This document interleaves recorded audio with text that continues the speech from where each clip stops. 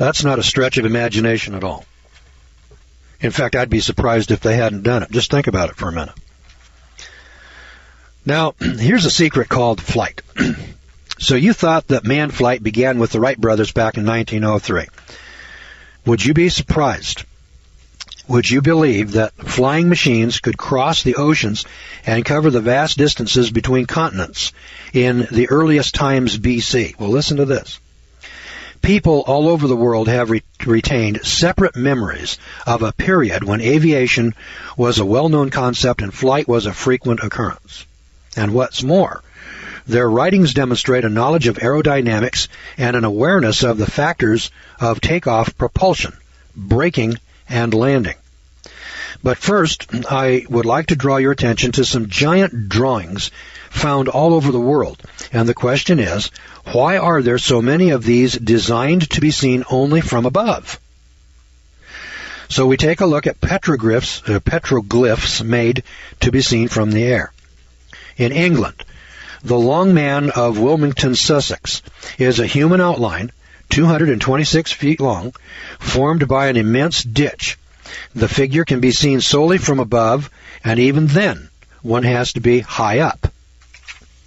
In England, the Gog and Magog giants on hills near Cambridge are of such dimensions as to suggest that their construction was controlled from the air. In England, there is a 360-foot-long white horse at Uffington in Berkshire Downs. In England, the famous CERNE, Cerne Abbas giant, a 180-foot human figure, is outlined by chalk trenches on a Dorset hillside. In England, the great zodiac of Glastonbury was a huge stone calendar laid out in a circle 30 miles in circumference and apparently meant to be seen from above. In Wisconsin, in the United States, then there are the Elephant and Serpent Mounds in Wisconsin. California, the Mojave Maze in Ohio, the Great Serpent Mound of Bush Creek, over 1,300 feet long. Its open jaws are 60 feet. In California, the Horse, 40 feet long, the Giantess, 87 feet high, and the Giant, 96 feet tall, all three at Bly, California. Arizona, the 150-foot tall Giant at Sacaton, S-A-C-A-T-O-N. And in Louisiana, 6 enormous octagons with a total length of 11.2 miles near Poverty Point. Now, like the Nazca spider and monkey and so on, these can only be seen from the air. Why would you make something that you can't even recognize on the ground? How would you make it unless you had been in the air to direct its construction? These are all sights. They're all there. They're all physical. They've been seen, weighed, touched, tasted, smelled, felt, photographed, documented. How come you and I never heard of them? I never heard of these things. You know, just taking a look here at the California. They say here, there's this California here, Bly, California, the Horse, 40 feet long, a Giantess, 87 feet high, and a Giant, 96 feet long, tall. Never heard of such a thing. I've never heard of that. Now, there's a stylized figure of a man 330 feet long in Chile. There are said to be many other sites of the Nazca kind in Peru and Chile. Now, I've heard of the Nazca site, but I never heard that there were more of them. Now, that doesn't mean that I know everything. You know, I'm always learning something new. That's why I kind of like my job, because nearly every day Dirk comes in here and hands me some report. It can be some economic report that's modern. It can be some book. It can be some story that came from the four corners of the world someplace, on China or someplace. I reported to you the other day. Did you know that there were pyramids larger than the Pyramid of Cheops? Now, I've been told all my life that Great Pyramid is the biggest building, the biggest pyramid in the world. Come to find out that there's 4 or 5 more pyramids bigger than that one in China, for crying out loud. I didn't know that. Now, I've reported it to you, and the reason that I did that was because there's 969 of these reports.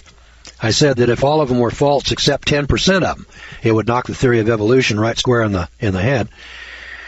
And I don't have any reason to doubt that any of them are here. He has followed this up with footnotes. I mean, if you want to go take a look at the site, the document, the exhibit, you know, the maps are in here. The locations and the sites are there. You know, if you want to jump on a plane, run over to Britain, walk into the British Museum, the batteries are there. Now, I've known about that one for a long time. Now, not every single one of these is hidden away someplace. Many of these are out on display. Which then leads me to ask the question, why aren't they all out on display? I mean, at least the pictures of them. Why don't we have more books than this, you know, that have pictures in our colleges and high schools and universities that say, hey, listen, you know, if you think that men were dumb and that they were dragging their knuckles on the back of the ground here a few thousand years ago, you know, clean up your act, start thinking straight. That wasn't the case. It may well be true that there were people walking around with their knuckles dragging on the ground like they are in Stone Age societies, the Aborigines in Australia, the Stone Age cannibals of Indonesia. That's true, no doubt about it. But contemporaneous with them, there are space age men living, firing rockets off to the space station, for crying out loud. How come we're not told about that? It's been going on for a long time. Now let's take a look at flight. Sumerian cylinder seals show great numbers of machines flying in the sky as matter-of-factly as if it were a daily occurrence. British Isles, Druid legends speak of magical machines capable of traveling on land, sea, and air. The Celts in Britain, Bran's chariot did not touch the water. Celts, Manannan's flying machine took him from Ireland to England by night. Druid tradition in Britain, Aberrus of Britain traveling through the air to Greece with the aid of a golden arrow. Now, these legends here, they sound, you know, like they're, oh my God, you can't believe that. Well, let's picture this. Let's suppose an airplane flies over New Guinea in 1945, 1935, 1925. What do you think those Stone Age people are going to say? They're going to pass a tradition down. They're going to say something like, a great eagle flew over the jungle with men inside of it. Now, pass that down for 3,000 years, and what are you going to see? There's a fact. They saw something. They didn't know what it was. They couldn't call it an airplane. How in the hell would a Stone Age Aborigine use the word airplane? We see the same thing going on in the book of Revelation when John was given a vision.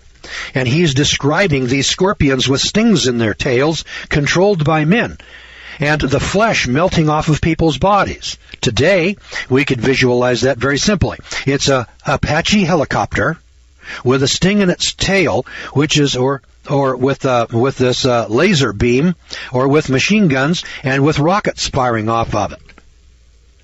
But, you know, for hundreds of years, people reading the book of Revelation, you know, they're looking mysteriously, superstitiously at these events and at these stories, at these legends, at these stories.